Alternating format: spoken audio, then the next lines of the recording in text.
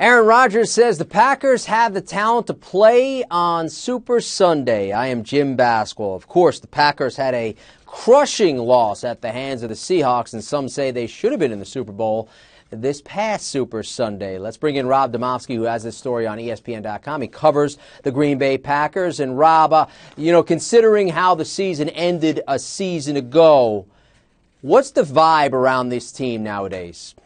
Well, it was interesting, Jim, talking to Rodgers today in a fairly lengthy one-on-one interview. He seems like he's in a good place with this team. He hasn't gone back to even watch the Seattle NFC title game and said he probably won't, which actually isn't that unusual. He said he hasn't even watched their Super Bowl 45 win, the last game of the season. Win or lose, he typically puts it behind him. And I think the team has sort of taken on that approach.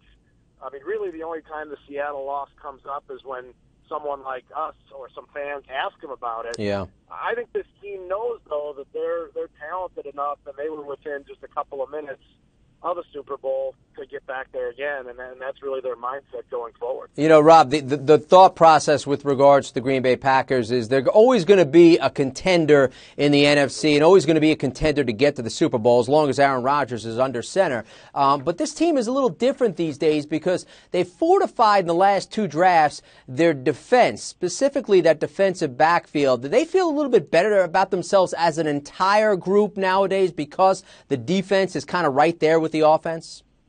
It's because of that, Jim, although there is still some question marks, but they really like what they did the second half of last season defensively. But I think there's just a greater collective mindset on this team for two things. One, not to get off to a slow start like they have the last couple of years where they were 1-2.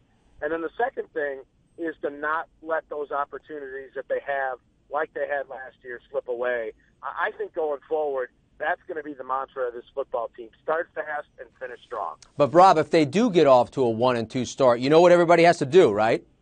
RELAX. That's right. Relax. Aaron Rodgers got this. Rob Demovsky covers the Green Bay Packers for ESPN, and we appreciate the insight. Thanks, Jim. You, of course, can read more about this story and keep up with the Green Bay Packers by keeping a lock to the NFL page right here on ESPN.com. I'm Jim Basquill.